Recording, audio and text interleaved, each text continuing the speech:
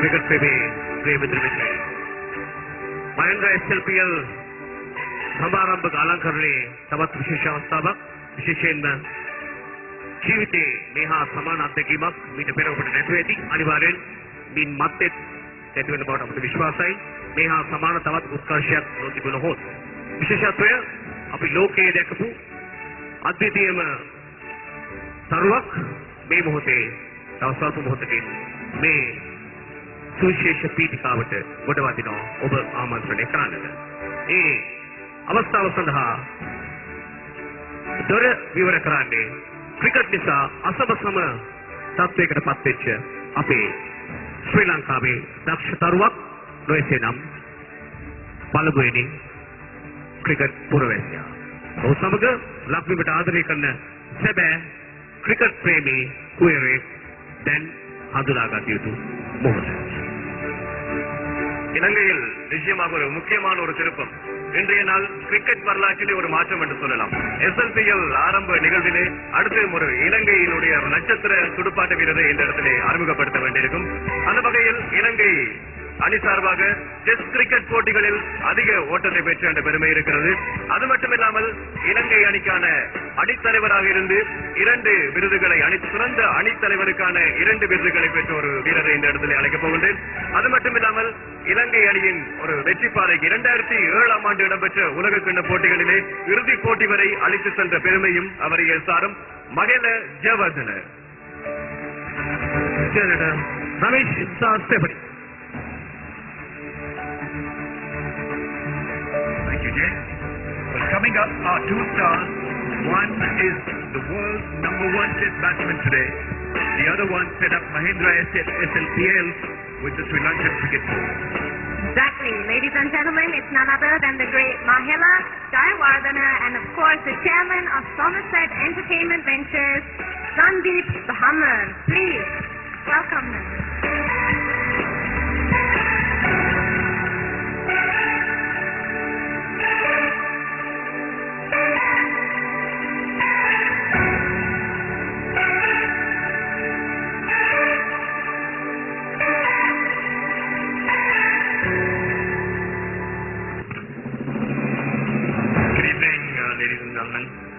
It's a privilege to stand here today with Mahela and to welcome you all to the Mahindra Sri Lanka Premier League.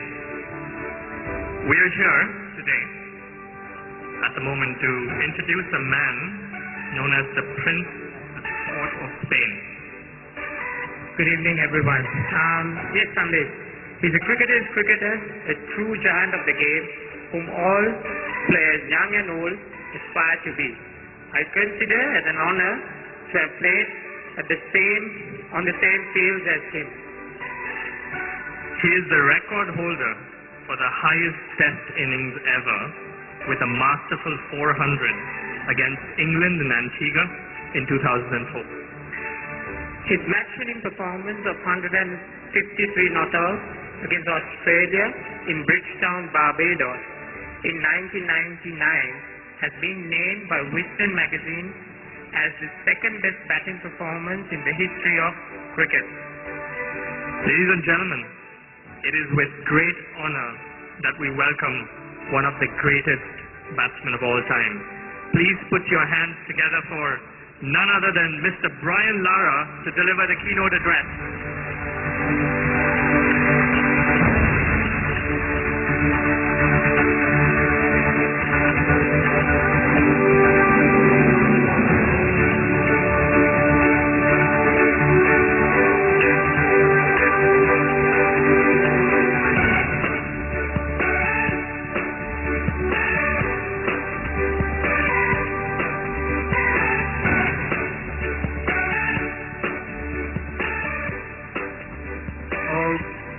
Protocol observed. Good evening, distinguished ladies and gentlemen. It's a great pleasure to be back in your country, your beautiful country. It gives me an opportunity to renew my friendship with some of my old friends, Aravinda, Ranatunga. It also gives me an opportunity to see my goddaughter, Shamika. It also gives me the opportunity to acquaint myself with this beautiful place that has brought great joy and success during my cricket career. So thank you very much for having me here.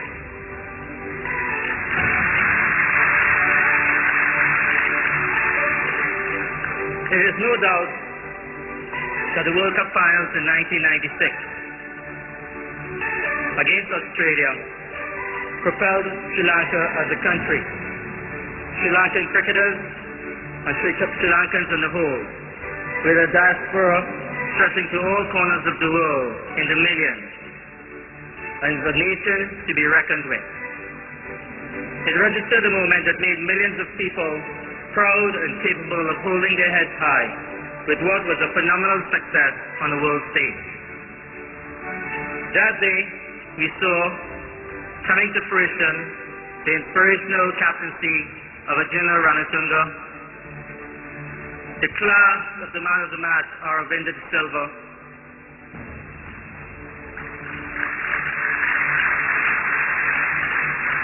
and the continuous prominence of players like Jayasuriya and Murali. And everyone knows that anybody who talks about a man Murali loves the abbreviated version of his name. I will never forget the destruction of the opening pair, Sana Jayasuriya and little Romesh Chilvitarana, regularly scoring in excess of 100 runs in the first 15 overs of the match. Can you imagine how great an opening pair they would be in this new version of the game, 2020? Following the World Cup success, the next 16 years, Sri Lankan cricket has been a major force in world cricket. Played in 2 more World Cup finals, 2007 in the West Indies and 2011 in India. Unfortunately, Sri Lanka was on the losing side of both of those finals. In the Test arena, Sri Lanka has produced the best off-spinner in the history of the game, Muttiah Muralitharan.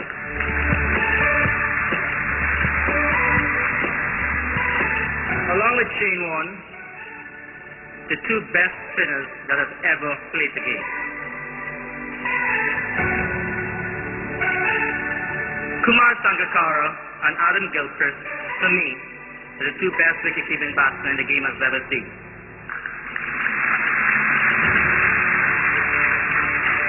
My opinion, I'll give the edge to Kumar simply because of his ability to play all forms of bowling, pace and spin. Not saying that Adam didn't, but I didn't think he did it as good as Kumar did. I was not too happy when I had to watch 2 triple centurions, Sana Jayasuriya and Mahela Jayawardene. It caused me a couple of sleepless nights as they chased my records down. But with those 2 gentlemen, we have seen some astonishing innings in all forms of the game. Chaminda Vaas, who could forget Chaminda Vaas? Flying is straight.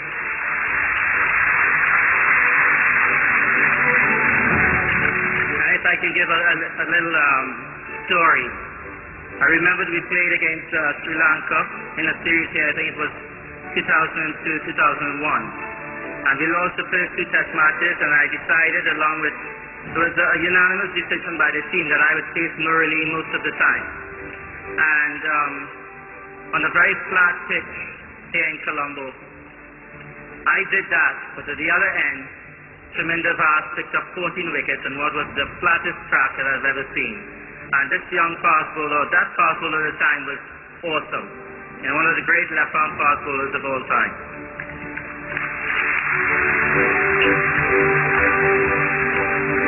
I know that your first series win in England, against England, must be one of the most cherished moments in Sri Lankan cricket.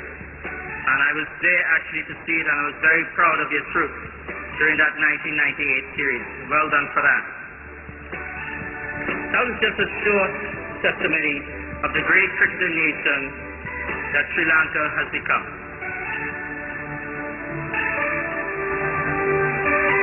With the dawn of the 21st century, we saw the emergence of the T20 version, which challenged the traditional accepted 50-over version of the game and further relegated the prominence of Test cricket.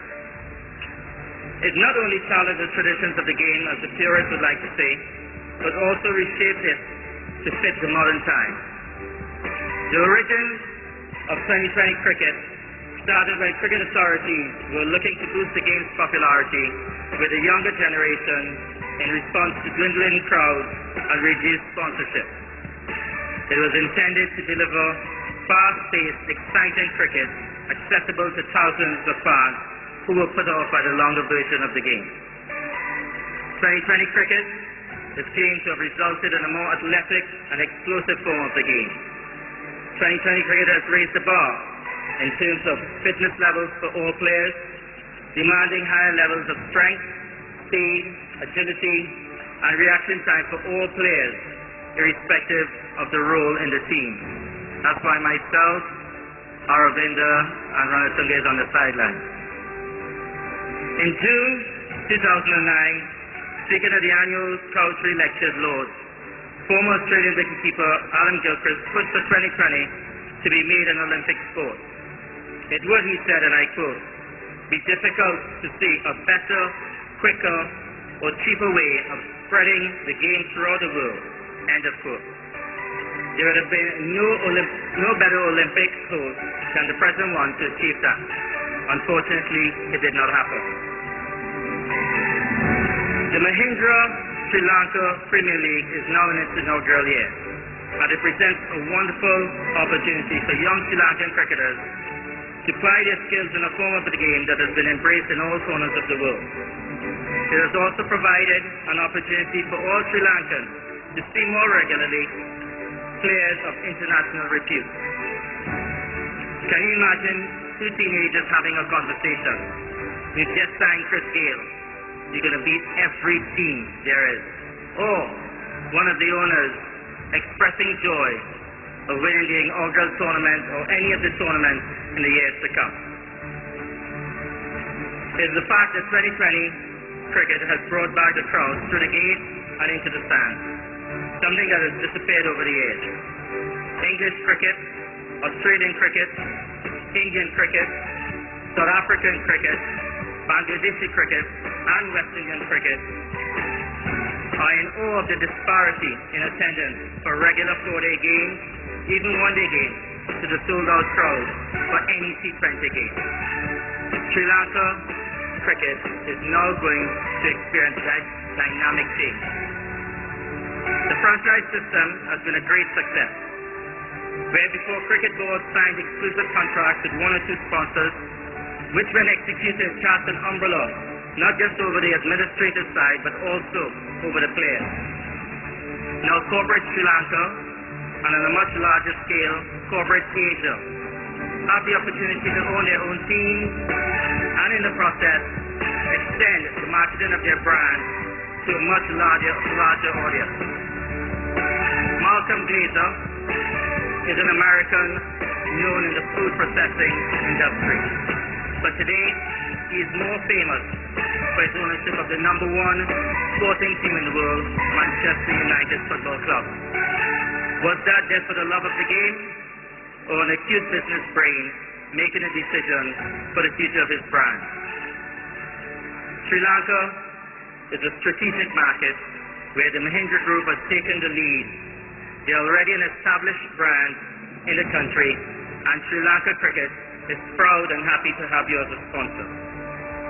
What better medium than cricket to connect and engage with the audience, as it is the most followed sport in the subcontinent, with a fan base of approximately 1.5 billion people across India, Sri Lanka, Pakistan, and Bangladesh alone. I would like to wish